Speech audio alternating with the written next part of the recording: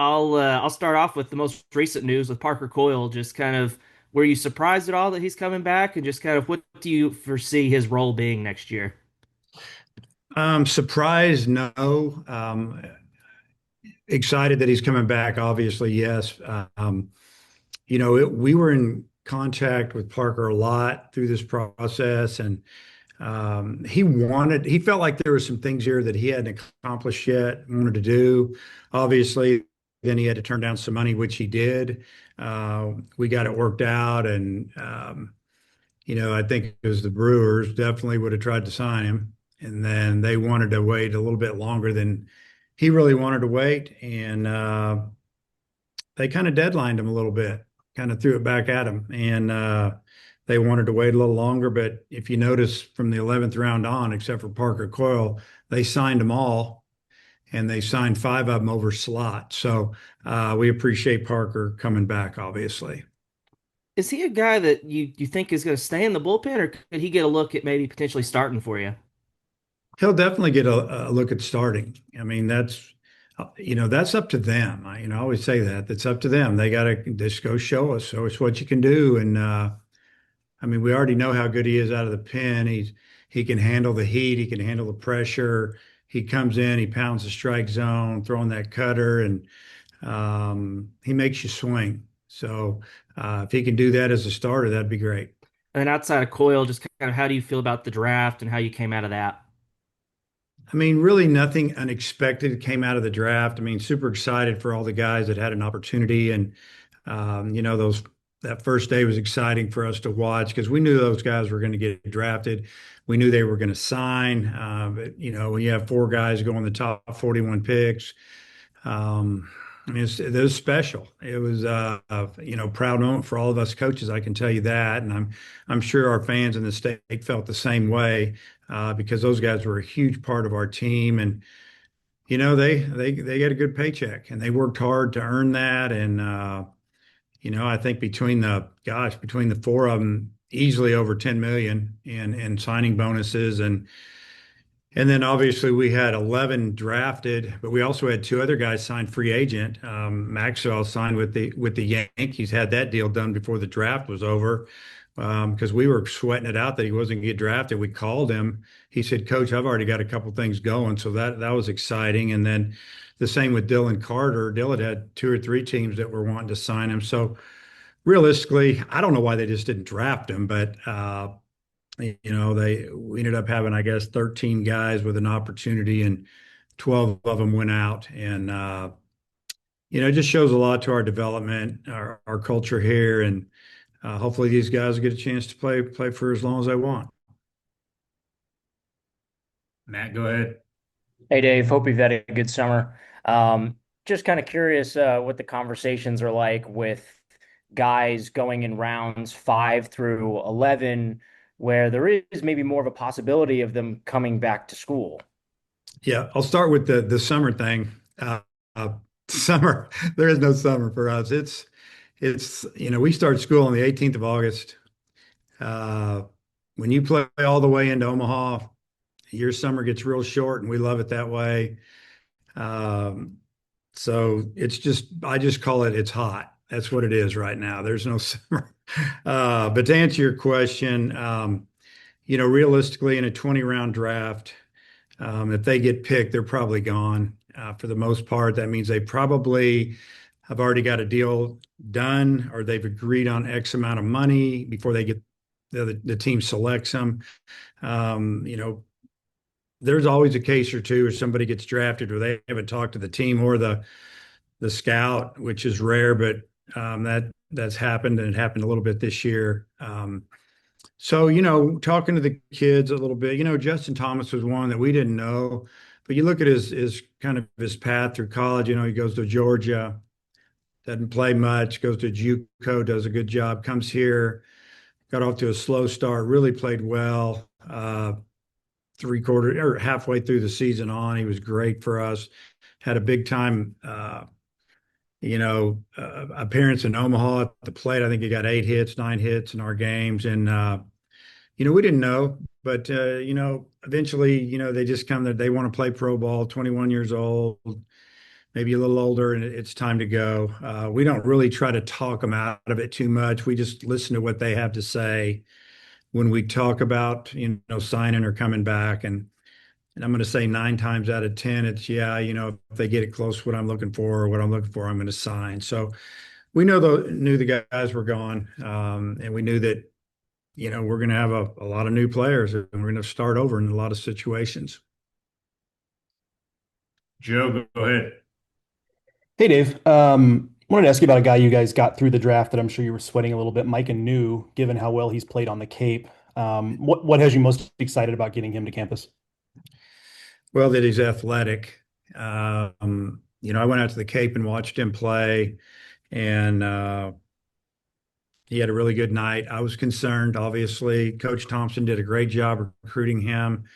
Um, I think I think Micah just wants to prove that he can play in the SEC, and he deserves to be a good draft pick next year. And we're excited to have him.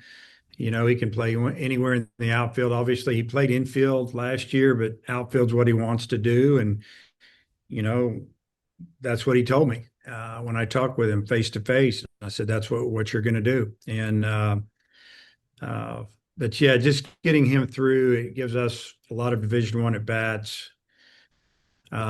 He's confident and excited that he had a good summer. I called him about a week ago. I think it was the night before was his worst maybe day the whole summer, and it was kind of funny. But I just told him that's baseball. Things happen. Pitchers are good. They're going to get you. So, but he's had a really good summer out there. Thanks, Dave. Yeah. Kevin, go ahead. Hey, Coach. On the injury front, specifically Nolan Sousa and Carson Wiggins, how are those two rehabbing? Yeah. They're both here working out. Souza seems to be really upbeat. He looks good. Obviously, he can't throw or swing right now. I'm letting that thing stabilize more, but no pain. He's healthy. He feels good. He's ready to get back and chomping at the bit. He'll be a big leader for us. He's got a lot of good leadership qualities, great work ethic. Off the field, he's awesome. Good in the locker room. So he wants to get back out there. I know that he's super disappointed that he didn't get to help us down the stretch and play in the regional, super regional, and then in Omaha. But he knows that this is a big year for him personally and for him helping the team achieve some of our goals. And we'll do whatever they tell us we're supposed to do as far as the doctors, and we'll bring him along. But physically and mentally, he'll be ready to go. Thanks. Jacob, or who? Yeah. Okay. Yeah. But Yeah, sorry, it's Evan. No problem, Oliver. I'm on Jacob's account. Hey, Coach. Hope you're enjoying the heat, as you call it, and maybe not summer. Curious, and it might be a redundant question. You've lost your outfield yet again. How do you feel with the team and the roster right now that you're going to be able to replace the guys like Maxwell, JT, and Chuck? Yeah, this is third year in a row. I think we've lost 9 outfielders in the last 3 years, so it's nothing unusual. You start with somebody that was in the program, Brenton Clark. I mean, he's gone out and played for Santa Barbara, and he's getting after it. We had a really good talk before he left. I redshirted him last year. He's a left-handed hitter, just about what I think he should be doing in his game. And I think he needed to hear that from me, that I thought he could be good. But here's what you need to do. And he's gone out and done it. I mean, he's hitting like 350 with a wood bat. I don't know what he said, maybe more. They're probably going to win that thing out in Wichita. They've traveled out there. It seems like they do every year, Santa Barbara. But it's not just about the numbers. It's about what the coaches are telling us about him and how he's playing. So that's always exciting. And then obviously we brought in a few guys. Can't really talk about them too much or any.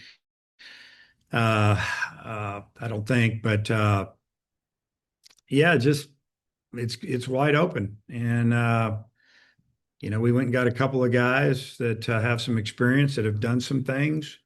And, we get a couple of high school guys coming in. One for sure, one's a two-way guy, plays infield, outfield, that we think can help us. But they're all athletic. And, I don't think you're going to see us in 26 hit 127 homers. But we will figure out what we have when we get here, and then we'll develop it, and we'll try to beat you with what we have. And that's what we're going to do with the outfield.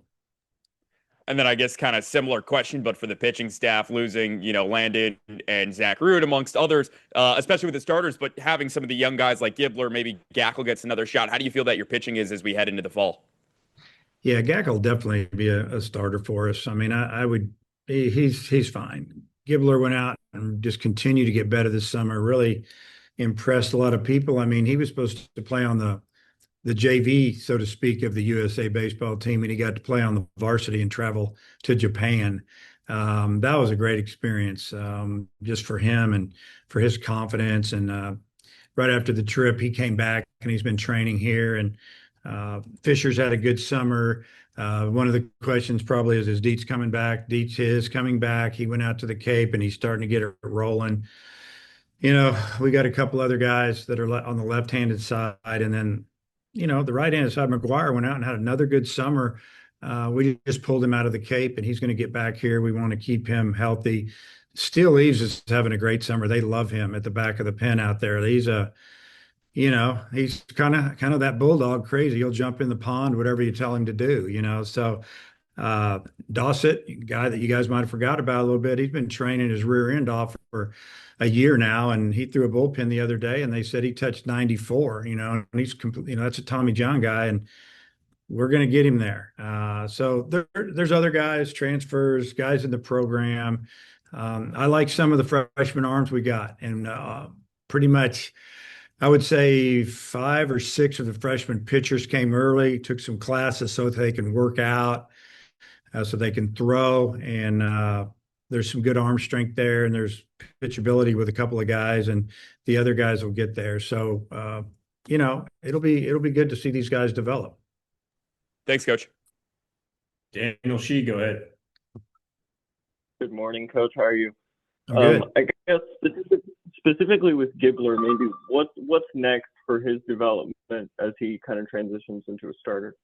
Yeah, he's we're trying to really develop a third pitch. Obviously got a great slider, an outstanding fastball, and just work on the changeup. And so, that's what's been going on a little bit. And so if you have 3 pitches, it's a lot easier to be a starter if you have 3 than 2. If you're a starter with 2, you must be incredibly good. But if he develops that, it'll really give him an opportunity to pitch, as a starter. So we'll see. And then you never know how this is going to go with all these guys. If the role is different in the spring, then maybe we try to develop in the fall. It doesn't mean they're not going to be a starter here one day, but it's that most of these guys were starters in high school, and we just use them where we use them to try to help the team win. And they're all team guys, and they're good. But yeah, definitely getting him ready to see if he can start. And then I don't know if you can talk about, specific guys, but it feels like a lot of the incoming transfers that you brought in can play multiple positions, maybe have a little bit more versatility than you've had in years past. Is that something that you specifically look to do this summer? Well, we needed to obviously get some outfielders, and we knew that. Maybe an infielder or 2. We did that. We'll see how that all turns out. Again, I like some of our freshman infielders. It's hard to say, yeah, you can have a freshman starting at this position in the infield because it takes a little time to develop there. But you never know. You never know how that's going to go. Sometimes you get them here and you're going, wow, they've continued to develop since we committed them, signed them. And now we look down the road 5 months to see if they'll be ready to play. But yeah, I would have to say that most of the guys that we brought in are guys that can play all 3 outfield positions. And usually you got guys that are corner guys, or a guy that you can say, yeah, he can play center. I feel like we got a couple guys that can play center. And, I do feel like there's a couple of guys that could move around in the infield, play different positions, and maybe an outfielder or 2 that could actually play in the infield, or an infielder that can play in the outfield. We did that with Caden Wallace a few years ago when he was a freshman, because we had a really good returning third baseman, and there was a spot open in right. He jumped on it. He started pretty much all year, and then the next year he went back to third base, and he was a top 30, 40 player pick that year. So it was good. Jackson Fuller. Good to see you, Dave. As far as Cahillo, I know he's playing in the outfield a little bit up in the Cape. How important is that for his development, for your team to add that layer to Cahillo's projections moving forward? Yeah, really good question. So we sent him out to play. He he uh, he played a lot of outfield. You probably haven't kept up with it the last few days, but his hands bothered him a little bit. I'm going to blame it on the home run derby.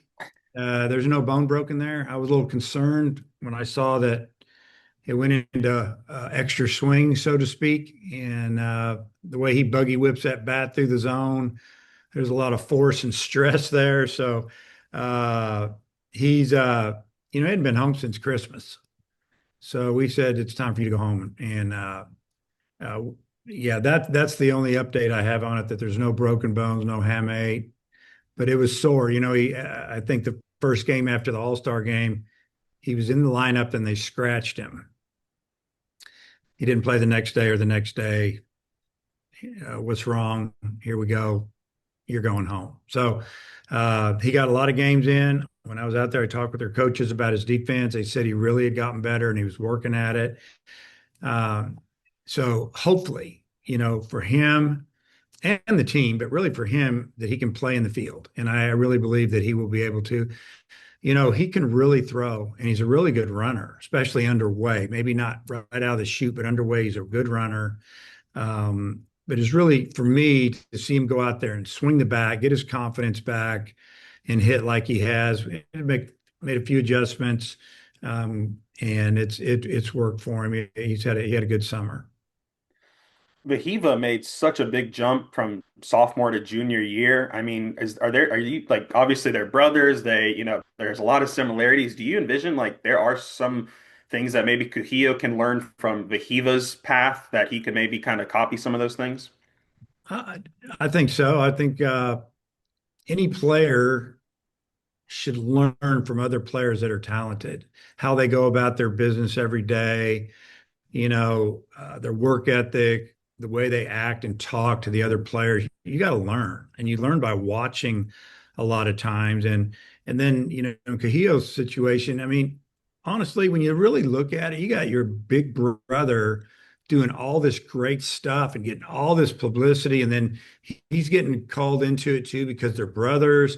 I think he had to play under a lot of pressure this last year, in my opinion. And it was all self-inflicted, but it was still there, trying to keep up with Big Brother. And, now he's going to be one of the main guys. And I think that he'll continue to be great. And I'm excited for what happens for him his junior year. You mentioned these two guys, Tate and Steele. What have they done like this summer to kind of put up these great numbers, improve, and how much like confidence do you have in both those guys coming back and just being huge parts of the staff next spring? Yeah, I think with Tate, it's just about keeping his velocity and locating just a little bit better. He's always been a good strike thrower. He's got good stuff.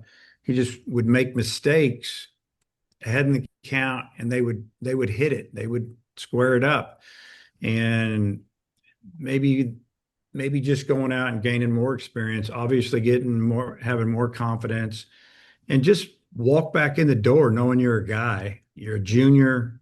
It's your third year. Nothing's new. Let's get better and focus on that. Quit worrying or looking over your shoulder, or just go pitch and be a good leader. And I think we're going to get that out of him. And then with Steele, I mean, honestly, I had him passing by some guys in our bullpen at the end of the year. If we would have had a tight situation in Omaha, I had no problem pitching him.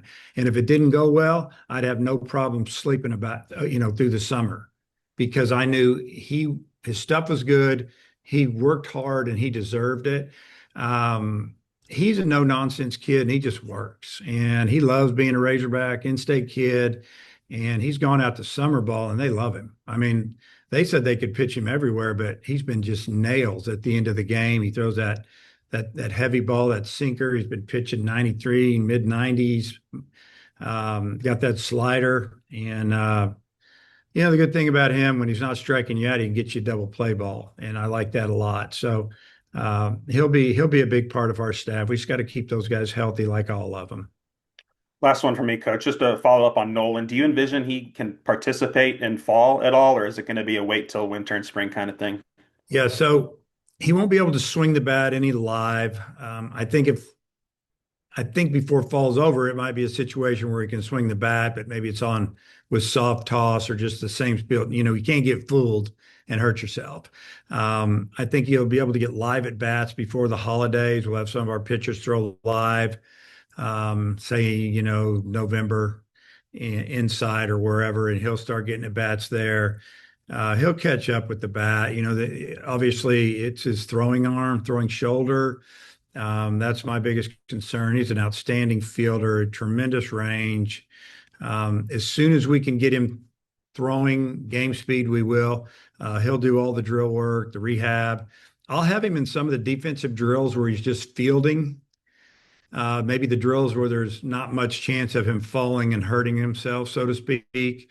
If I get permission on that, I'll have him catching balls at double play balls, work on getting it out of his glove, things like that, footwork. But the live scrimmage, live hitting, I don't think you'll see him this fall, but I guarantee you'll see him right in the middle of it. He'll be there every day. He'll rehab when we're not practicing because we want him to be there to see it and lead. And we'll do everything we can to get him ready to go by the beginning of the season. Dudley, go ahead. Hey, Coach, good to see you. Me too. Did you feel, were you surprised that Landon Schaefer and Carson Brumbaugh got through, or did you know that? Yeah. How do you feel about that freshman class coming in?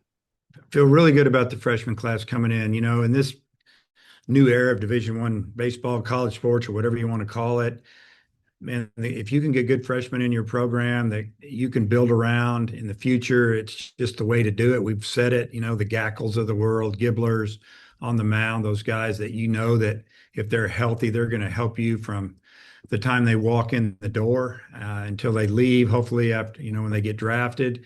With Brumbaugh and Schaefer, I mean, they both could have signed if they would have had a number that was lower. I mean, Schaefer, it was probably a little more touch and go, athletic, can play infield, can play outfield. We're going to let him do both. Brumbaugh kind of in the same boat, tremendous arm. I mean, he could pitch for us if he wanted to. He could throw the ball 97 off the mound and, good defender. Again, with the freshman, it usually comes down to the bat. If you're going to play every day, you got to be able to hit a little bit, obviously. They're going to hit. It's going to be, are they going to hit at this level? I mean, even the great freshmen that have come through here have had streaks. I remember, and I won't mention the name, but we had a player a couple of years back that struck out 7 times in a row. And we just looked at him in the dugout, and I walked in the dugout, and I think everybody was waiting to see what I would say. It was in the fall. And I walked in, I said, "Hey, you're not the first guy that struck out 7 times in a row. It's just the way it is up here." And everybody busted out laughing because they knew I'd been counting. And everybody else had as well. And that guy ended up being an All-American, super high pick, and in AAA, double, big leagues, whatever, if he can stay healthy. But the young hitters, it's tough. You got to be able to hit that super hard slider, and you get pitched backwards at this level. You're not getting 3-1 fastballs anymore. You're getting a 3-1 slider or a changeup, and you're going to get probably the same pitch on if it goes to 3-2. I'm not going to get that heater that much. And but I'm really happy they got through. We have a couple other guys that one other guy that I know, there was one team that loved him, but he held strong and said, "I'm going to college. I love it here." He's already here working out, and he didn't even get picked. So it's good to see that. Also, with the new roster cap, I'm guessing you had to have some tough conversations. Just talk about that element of things. Yeah, it's tough. There was a little bit of a loophole with you get to take a few extra players. It's a 1-year deal, and I won't try to explain it, but we can have a few extra guys on the roster and they actually don't count, but they count, which You figure it out. They count. They can play, but they don't count on your 34 for 1 year. Uh, but yeah, there was some tough conversations. There's a couple of guys that once the draft was 100% over and we knew what we had coming in. I mean, because we didn't know if we were going to get decimated or not, but we got some guys through, and we just had to let them know. And they'd already been informed a little bit, or they knew they didn't have a great high school career at the end, or whatever the situation may have been. That the chances were slim and none. And let's do this now instead of at semester. Just really, in many ways, doing them a favor, believe it or not. And but yeah, there were a couple of those, and it's difficult. The rules have changed the way things are. So, we feel good about the roster we have. You look at the transfer portal. There's some really good players out there, but maybe not as many, or a couple, three of those superstar guys that had really good numbers where they were pitching wise. Um, we didn't get some of those guys. Other teams did. Um, but we feel good about the guys we got. All right, coming back around. Hutch, Matty B, and Daniel. Wrap it up, please. Yeah, Dave, I'm curious, you had a shortstop committed out of the portal. Did you kind of have a feeling that he would probably sign professionally like he did? And then with that, how more important was it to get guys like Schaefer and Brumbaugh through the draft? Yeah. Yeah. I would have said I was about 90% sure he would sign if somebody picked him. Looking back on it, it's kind of comical. I mean, I said that in the middle of his visit to one of the coaches. I said, we can sign this guy, but he's not going to make it here.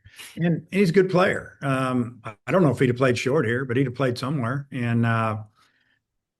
But yeah, we pretty much knew that was going to happen. And so it makes it more important that we got some of these young, good defenders through that can challenge, and we might have another guy that I can't really talk about that's gonna be here that they'll push for that position. We'll just let them fight it out. And then also I wanted to circle back on a couple of timelines. Wiggins, I mean, is he a guy that you still think is going to be able to pitch for you in 26? Or and then also Dossett, is he a guy? Do you think he's going to be able to throw like during the fall and things like that? Yeah, Wiggins, we hope he can pitch for us at the end of the 26 season. He's 2-year draft eligible, so he'll have a decision to make. If he doesn't even pitch, he's going to be a good draft. If he comes back for that junior year, I truly believe he's going to be early pick on day one, and he could really, really make a lot of. He could set himself up pretty good, but if we can pitch him and he's ready to go, we will. That'll be his call, the doctor's call, and we'll go from see how that turns out. Because you're talking maybe 13 months out then. But he's here working hard, looks great attitude, and I just hope that we get to see. I would love for him to pitch here a full year and see what he could do, because we saw him when he was healthy last year, and he could spin that breaking ball for a strike anytime, and it was nasty. And then you're throwing the ball in the upper 90s, and it looks easy. If he would do that here for a full year, it could be special. And Dossett, you think is good for the fall, or? So, yeah, I mean, I don't know if I've ever seen anybody work harder than him. I'll be honest. It's been all throughout the year. We're having a great year. I'm walking through there, heading to the field. Usually I'm the first one out on the field, and the guys, maybe the hitters, are getting some early work in the indoor or whatever's going on. And I usually cut through the weight room, and Dawson's in there just getting after it, and all the time. And we just keep winning, and it's going great. And you got to know that mentally he's just bummed that he's not out there. And he just kept working, and we see it. We're all pulling for him. I hope that he gets to pitch this fall. I would think that he's going to be able to pitch a little bit. Is he going to be able to spin a breaking ball and all that? I don't know, but he'd probably throw the fastball. But we'll see. I don't have the timeline in front of me, and I haven't been updated on it. That'll be things that we'll look into in the next couple of weeks. Right now, our official fall ball, we'll start official team practice early again, like we did last year.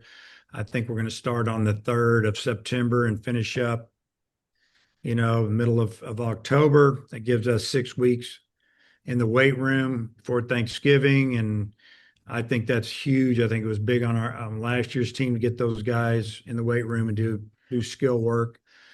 We'll probably be one of the first teams to start in the league, probably the first and probably the first off. But we're still playing a little baseball, but we're giving them a break mentally with the competition, but we're getting them physically stronger and mentally ready to play. And I think we're gonna need to play a lot of different players on this year's team. I think it'll be a little bit different than maybe the last couple of years. And last thing for me, I'm curious how you're going to Souza and Kojal are both back. They're both second basemen. Like, do you anticipate Kojal playing some first again, or kind of how do you envision those guys kind of filling in the infield? I don't really see Kojal playing first base. I think Reese Robinette will play first. I'm not saying that he won't in a pinch. Kojal's a really good infielder. I mean, really, the difference between the two is just range, and that's athleticism, taller, a little quicker. Um, you know, Cam's in his junior year, draft year. I think he'll be more of a third baseman pro prospect, but he can play second.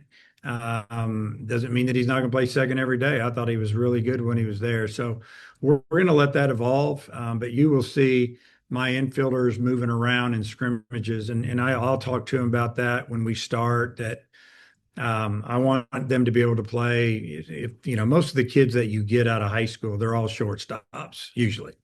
Um, you know, Very rarely are they, say, a corner guy. Caden Wallace was, but he also played some short.